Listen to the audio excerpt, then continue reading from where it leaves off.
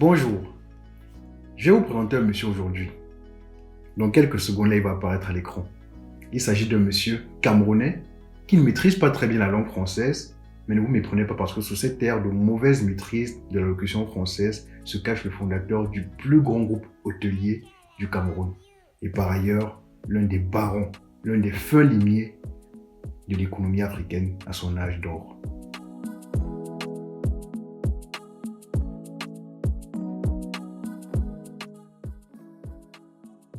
Avant le discours, Monsieur le Premier ministre, je souhaite vous dire un mot sur la situation de notre pays. Aujourd'hui, je vous parle du haut de mes 90 ans. Donc j'ai le droit de donner des conseils.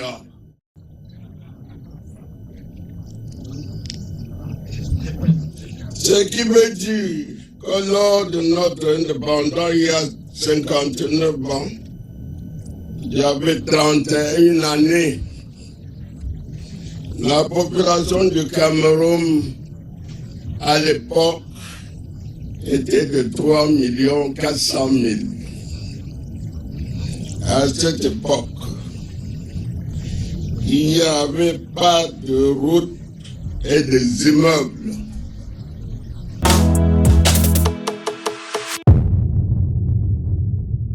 Ce discours date de 2019 à l'inauguration du 5e hôtel du groupe La Falaise.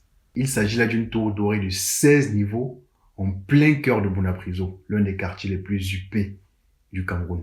Portant à 650 chambres la capacité d'accueil du groupe La Falaise, un groupe 100% privé et à financement propre. Je répète, financement propre.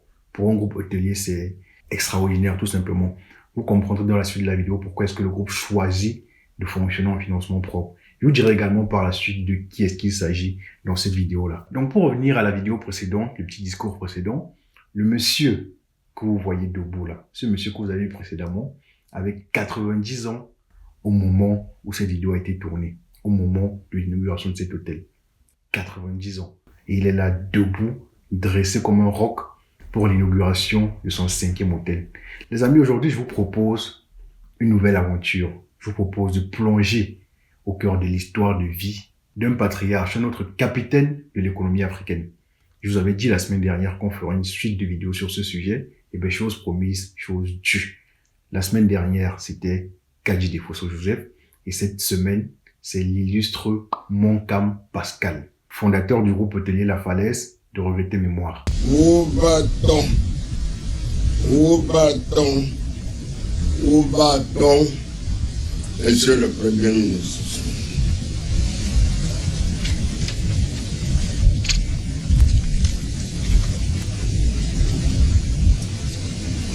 Comme je disais plus haut, j'ai aujourd'hui un peu plus de 90 ans.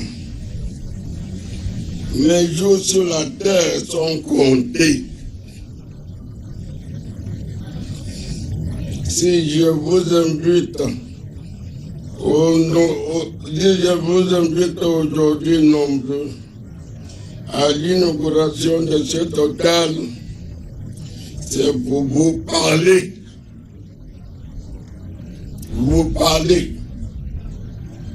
et vous parler encore.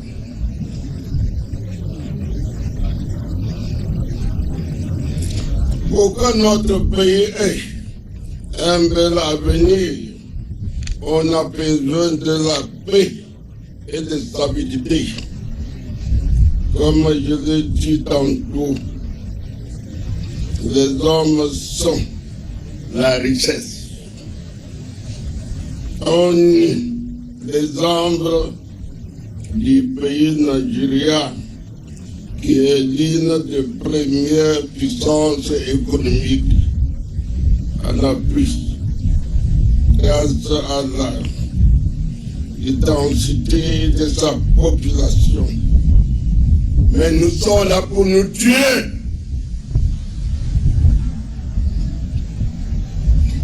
Mais cet homme, ont besoin d'un cadre paisible et de stabilité pour évoluer. Je souhaite profondément que les générations futures puissent jouir et bénéficier de cette paix et de stabilité. Car c'est bien cette paix et cette stabilité qui ont été notre pays au niveau où il est aujourd'hui.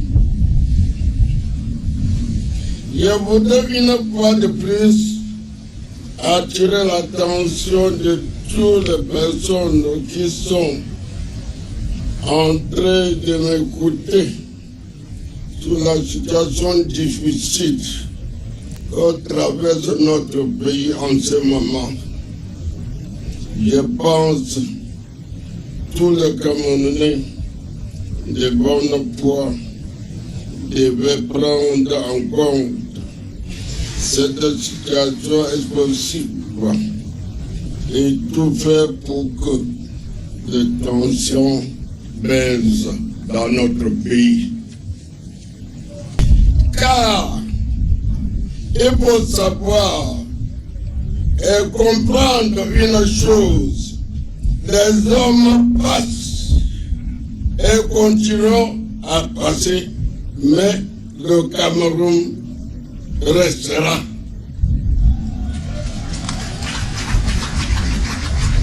On ne peut rien faire dans un pays s'il n'y a pas la stabilité. C'est pour cette raison que nous devons nous souhaiter une seule chose pour notre pays: la stabilité. La stabilité, encore la stabilité. Petite précision, là on est en train de faire des vidéos sur ceux qui nous ont laissés, qui sont déjà partis. Mais dans une deuxième phase, on fera des vidéos sur les nouveaux capitaines d'industrie, Aliko Dangote et consorts. Donc là, il faudra aller jusqu'au bout de cette vidéo parce que là, vous aurez des témoignages, des extraits de témoignages, des extraits de paroles de Moncam Pascal, plein de sagesse et plein d'énergie positive. Clairement, lorsque tu sors d'un échange, d'une discussion avec ce type de personnage, tu en sors différent, tu en sors mûri. Ça change littéralement ton cap de vie. À vrai dire, j'aime ce type d'histoire parce que ça reflète le modèle de réussite à l'Africain, à la différence des modèles de réussite qui sont un petit peu plus en vogue aujourd'hui, Jeff Bezos, Elon Musk, ou je ne sais qui d'autre. Là, ça incarne réellement le modèle de réussite africain. C'est quoi le modèle de réussite africain? C'est certes bâtir de grands projets aux limites de l'ambition, ça oui, mais c'est aussi partir de peu pour créer beaucoup. Et ça casse les codes qui disent que pour réussir, il faut sortir de telle famille, de telles conditions, il faut faire telle école. Non pas que ces situations n'avantagent pas, bien sûr que ça avantage, mais ce ne sont pas les conditions sine qua non. Donc ce modèle de réussite-là que ces patriarches nous ont montré, c'est qu'en partant de peu, on peut construire beaucoup. Et ça permet de donner de l'ambition à ceux qui n'ont pas la chance d'avoir de bonnes situations. Qui, ça il faut le dire en Afrique, sont majoritaires. Donc c'est pour ça que j'aime ce genre d'histoire. Le modèle de réussite africain, c'est aussi quoi? C'est soutenir les autres lorsqu'on en a plus. Le modèle de réussite africain, c'est avoir une grande concession, plusieurs femmes, plusieurs enfants. Donc à côté des grands projets aux limites de l'ambition, il y a également l'aspect social, il y a l'aspect familial, il y a également l'aspect effort de vie et égalité de chance. Donc ce modèle-là m'inspire et c'est pour ça que je le partage avec vous. Donc allons-y avec un bref aperçu de son histoire de vie, comment est-ce qu'il a cheminé. Et à la fin de cette vidéo, vous aurez quelques aperçus, quelques bribes, des témoignages de ses enfants sur ce que ce grand homme a été. Ce ne sont pas des on a dit, ce ne sont pas des on a vu, ce ne sont pas des on a entendu, ce sont des témoignages réels. Pascal Moncam, feu Pascal Moncam, notre père, mon père, était un travailleur, un homme économe. Un homme organisé. Un visionnaire, on l'a dit. Un mot sur chacun de ses points de caractère. Un homme travailleur. Il a toujours enchaîné les heures de travail. 5 heures, 6 heures, 7 heures, 8 heures, 10 heures. Minuit le trouver au bureau. D'ailleurs, c'est souvent lui qui éteignait la lumière avant de partir. Il partait le dernier. La suite plus tard. Allons-y avec son histoire de vie. Alors, avant son départ en 2021 à l'âge de 92 ans, Moncam Pascal était à la tête de SEM, Société des établissements Moncam, une holding familiale présente dans l'immobilier commercial, l'hôtellerie et la distribution brassicole. En effet, beaucoup l'ignorent, mais c'est dans la distribution brassicole que Pascal Moncam s'est d'abord lancé dans les années 1950 jusqu'à devenir l'un des principaux distributeurs des brasseries du Cameroun, filiale du groupe Castel, dont il a même été actionnaire à un moment donné. Pour la petite histoire de ce que je sais, et Pascal Moncam le raconte d'ailleurs dans la vidéo précédente que j'avais publiée sur Kadji des Fossopières, c'est qu'à l'avènement de l'industrie brassicole au Cameroun, la majorité des parts, ou bien la majorité du secteur était dominée par les brasseries, donc le groupe Castel, et certains Camerounais, certains hommes d'affaires camerounais voulaient grignoter ces parts-là, voulaient consommer également des fruits de ce secteur. Et donc, ils ont essayé de lancer leur brasserie par-ci, par-là, mais du fait du fort emprunt de la brasserie déjà implantée, brasserie du Cameroun, ces hommes d'affaires-là, pour la majorité, se sont résolus à être des distributeurs des brasseries du Cameroun. Donc, ils n'ont plus créé leur propre structure, ils sont allés être distributeurs pour quand même manger des parts, mais c'est pas une réelle concurrence. Ils sont distributeurs, ils travaillent pour eux. Sauf quelques-uns qui ont eu la tête dure, qui ont décidé de ramer un petit peu à contre-courant par rapport aux autres. Il s'agit là de Foto Victor, Kadji également, et d'autres hommes d'affaires camerounais, donc qui ont décidé comme ça de lancer leur propre industrie brassicole et qui au fil des années se sont, entre guillemets, cassé la gueule parce qu'ils ont tous été rachetés par les brasseries du Cameroun, sauf Kadji des Fossopières. Et donc, dans cette vidéo-là, Moncam Pascal, dont il est question dans cette vidéo, fait un témoignage de la force de frappe de Kadji des Fossopières, qui à cette époque a été le seul à pouvoir braver la concurrence, à pouvoir rivaliser contre ce grand groupe-là, ce géant à l'époque, et aujourd'hui prendre sa place de façon incontestable, parce que jusqu'à aujourd'hui, UCB, le groupe UCB, fait partie des plus grands brasseurs du Cameroun à ce jour. Les autres Camerounais ont essayé d'ouvrir comme lui. Il y a M. Tchanké qui avait ouvert dans le port le Nobra et il a fini par fermer. Et il y a ensuite M. Fosso qui a ouvert la bière qu'on appelle musique, un compte, il a fermé, ou il a vendu à la brasserie de Cameroun. Il y a Imex également qui a ouvert, c'est le troisième Camerounais, quatrième Camerounais qui a ouvert aussi une brasserie, il a fermé. Moi, sincèrement de tout cœur, il faut reconnaître la force de Père Kadji. Kadji, c'est un peu un cas. Il a toujours respecté ses engagements. Il a résisté à tout et il a fait un groupe magnifique. C'est un grand homme d'affaires. Il n'est pas démontré.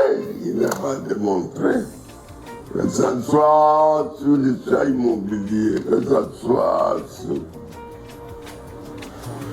sur cette brasserie qui date bientôt 50 ans.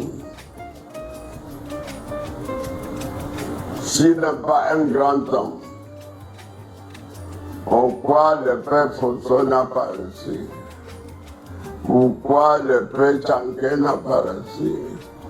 Pourquoi M. Poul Zibé n'a pas reçu? Dis-moi pourquoi. Il est un grand homme. Il a fait tout ce qu'il a fait pour son pays. Et moi, sincèrement, j'aime ce monsieur. Pour qu'on n'est pas ensemble dans les affaires. Donc voilà pour ce qui est de son aventure brassicole. Poursuivons. Au cours de l'année 1960, il a racheté un premier hôtel avant de démarrer le développement de la marque La Falaise dans les années 1970. Pascal Monkam avait gagné dès les années 1960 le surnom de Monsieur Carrefour, estimant qu'il était absolument indispensable de construire ces hôtels à l'intersection de 2 rues. C'est presque l'unique condition qu'il s'impose. Il estime que c'est un lieu de rencontre éminemment stratégique. Donc c'est pas un hasard parce que on a tous remarqué que tous les hôtels à Falaise sont situés à des angles de rue et donc c'est pas un hasard, c'est Monsieur Pascal Monkam qui l'a toujours voulu ainsi. Poursuivons. La crise économique qui frappe le Cameroun dès le milieu de la décennie 1980 l'invite à mettre la pédale douce. Même si quelques immeubles pour bureaux sont bâtis, l'heure est surtout au désendettement du groupe grâce à la cession de nombreux terrains et bâtiments. À la fin des années 1990, Pascal Monkam décide de ne plus assurer l'éducation de ses enfants en France. Et, après avoir vendu ses appartements parisiens, se met à la recherche d'un pays africain. Le Mania opte d'abord pour la Côte d'Ivoire, puis déchante après une visite de la cathédrale de Yamoussoukro. Si un chef d'État investit autant d'argent dans son village, il y a lieu de craindre. Se dit-il en 1997. Je vais pas faire le commentaire là-dessus. Un ami le convainc alors de faire un tour en Afrique du Sud. Le pays de Mandela le séduit par la qualité de ses infrastructures et il acquiert son premier hôtel l'année suivante, à Pretoria. D'accord. Ce mouvement ne met pas... Il m'est un petit peu familier, ce mouvement-là, de la France vers l'Afrique du Sud. Si vous avez vu la vidéo précédente sur Kadi Defosso, il a effectué exactement le même mouvement à la suite d'un coup bas que l'administration fiscale française lui avait fait subir sur son parc immobilier là-bas. Et je crains que dans ces années-là, la France était dans une campagne massive de chassement, si le terme peut s'employer, de tous les investisseurs africains qui avaient des biens en France. Ça, je le soupçonne. Et ça, c'était sous fond d'abus de pouvoir, on va le dire ainsi. D'abus de pouvoir parce que il s'appropriait un petit peu de façon frauduleuse tous les biens de ces hommes d'affaires-là. C'est à confirmer. C'est des théories comme ça que j'ai mis sous la barre de ce témoignage-là et de celui sur Kadi Defosso. Mais poursuivons. En 1997, il enclenche une seconde phase d'acquisition à Pretoria, principalement sur fonds propres. Car, et je reviens à ce que j'ai dit au début, car alors qu'il fête son 70e anniversaire, le fondateur prend la décision de ne plus recourir au crédit bancaire afin de ne pas faire peser cette charge sur sa progéniture. C'est ce que j'ai dit au début.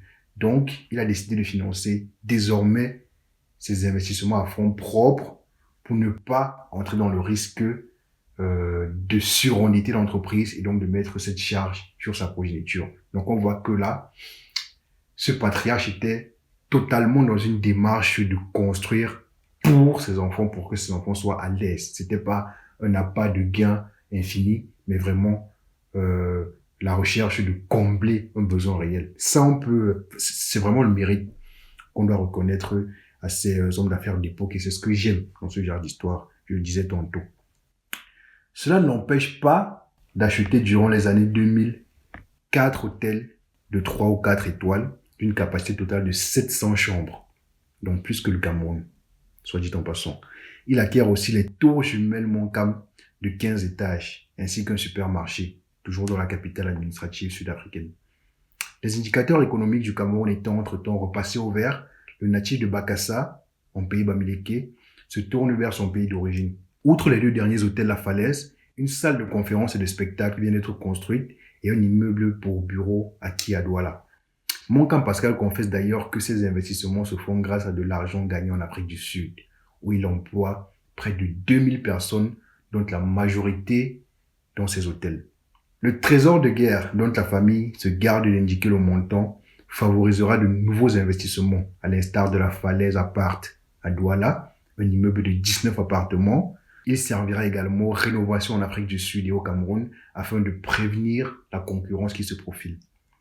Donc voici là brossé rapidement l'aventure entrepreneuriale du patriarche Moncam Pascal. Je vous propose maintenant de clôturer la vidéo en entrant dans un cadre plus intime avec le témoignage de ses enfants sur ce grand homme-là.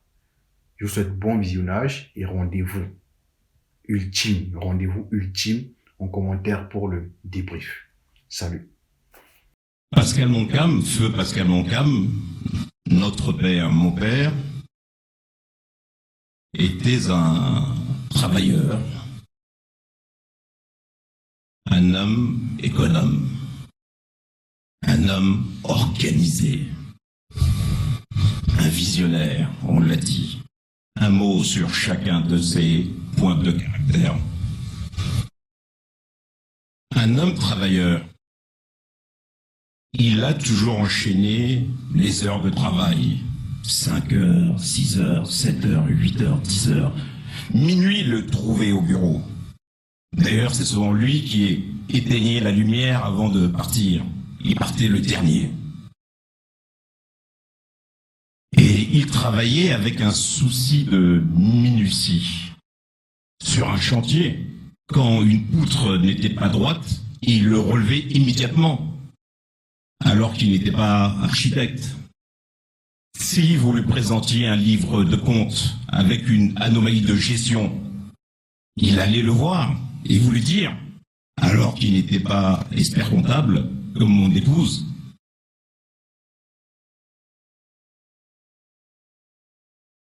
C'était un homme très organisé. Ses journées se passaient irrémédiablement de la façon suivante. Dès 4 heures du matin, il appelait dans ses différents établissements pour connaître les chiffres de la nuit. Comment ça s'est passé? Est-ce que les clients sont contents? À 7 heures, il prenait son petit déjeuner. Gourmand, il était très gourmand. À 9 heures, il allait au bureau. Il commençait toujours invariablement par l'hôtel La Falaise Bonindio, auquel il était très attaché. Peut-être à 11 heures, il faisait une course à la banque ou auprès d'un partenaire commercial. Et à midi, il rentrait toujours chez lui, manger, servi par ses épouses. Il avait de la chance, c'est pas comme nous autres aujourd'hui.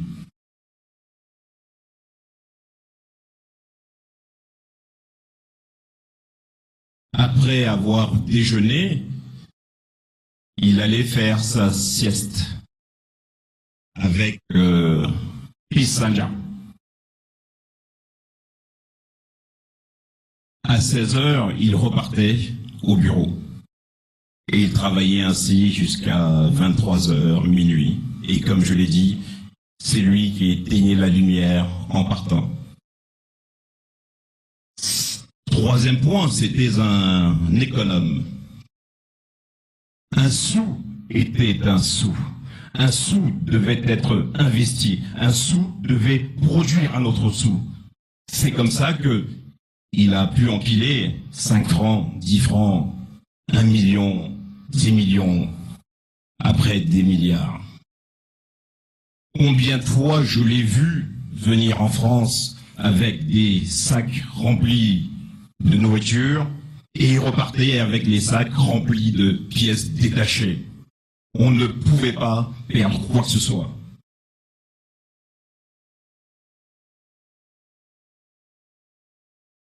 Et c'était un homme visionnaire. Maximilien vous l'a exposé longuement, juste 2 épisodes. C'est un homme qui a toujours lancé des paris sur l'avenir. En 1985, il ouvre la résidence La Falaise. En 1985, il y a la crise au Cameroun. Et il a tenu 10 ans. À à la fin des années 90, au moment où le régime de l'apartheid s'effondre et que les investisseurs fuient, lui, il arrive et il investit. Appuyé par son homonyme Pascal Junior, qui a beaucoup contribué à ça. Donc je vous ai dressé un portrait rapide de Pascal Monkam. Et j'oubliais, c'était un homme de passion. Parce que n'ayez aucun doute, il a aimé passionnément. Passionnément le Cameroun. Il a bâti longtemps au Cameroun. C'était sa terre, il fallait travailler là et faire travailler. Il a passionnément aimé ses enfants, à tour de rôle, à sa façon à lui, dans ses moments à lui. Mais n'ayez aucun doute, il a aimé chacun de ses 16 enfants, il a aimé chacune de ses 5 épouses. Et je terminerai par une note personnelle. Je m'en souviens, une fois, nous étions partis en promenade. J'avais à l'époque 10 ans, je crois. Donc nous sortons, nous étions à Paris, dans le 15e arrondissement. Il me montre un immeuble au loin. Bon, moi j'étais extrêmement petit, donc pour moi c'était extrêmement loin. Et donc nous avons progressé dans Paris. Nous allions à droite. Ah, il disait c'est pas là. Nous allions à gauche. Ah, c'est pas là. Et au bout d'un moment, nous sommes arrivés en bas de l'immeuble en question. Et je m'en souviens, il regardait. Vous avez compris son message? C'est ça, un visionnaire qui donne la vision. Donc, en ce jour, souvenons-nous que Pascal Monkam, qui était mort, il est vivant. Il nous écoute, il nous écoutera longtemps. Donc, nous devons être vigilants et respecter son héritage avec crainte. Je vous propose d'applaudir encore une fois Pascal Monkam.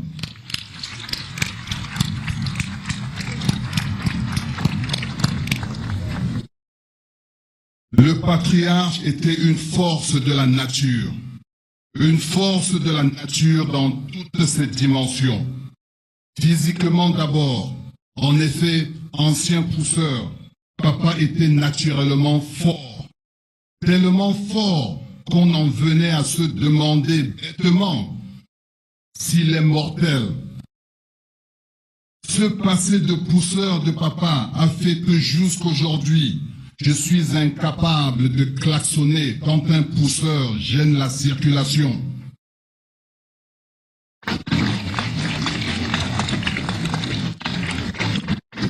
Car, comme disait papa, c'est aussi un moyen de vivre.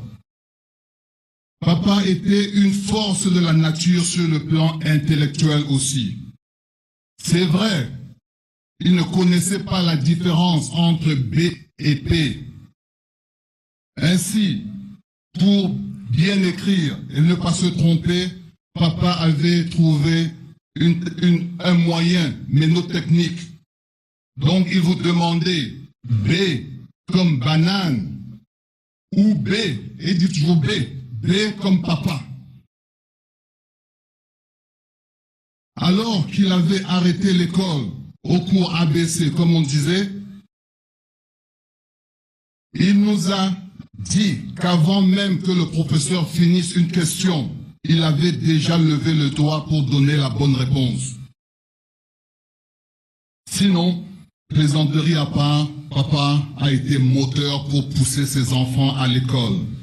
À l'époque, je ne sais pas si c'est toujours le cas aujourd'hui, quand les professeurs corrigeaient les devoirs, ils écrivaient « vu » pour indiquer que c'est correct. Maintenant, en fin de semaine, il faut bien que papa signe. On amenait donc le cahier au pater, comme on disait, en général, après qu'il ait mangé, qu'il ait bu, croyant tromper sa vigilance. Donc, il lisait le cahier et à chaque fois qu'il disait « vu », il disait « vu, vu, vu ». Et après, il sortait de son lit avec une ceinture et vous administrez une bonne punition. Mais c'est toujours ce pater qui, à 75 ans passés, s'est mis à maîtriser des rudiments d'anglais pour pouvoir communiquer plus facilement quand il se rendait en Afrique du Sud. D'ailleurs, est-il possible que quelqu'un qui n'est pas outillé intellectuellement puisse maîtriser des métiers aussi différents et dans des pays aussi différents? Enfin, papa était une force de la nature sur le plan spirituel. Quand papa était à la maison, ça se sentait. Quand papa est dans une salle, ça se ressentait, car sa présence occupait tout l'espace et tout le temps. C'est cette présence qui nous manque terriblement déjà et qui nous manquera éternellement. Je vous remercie.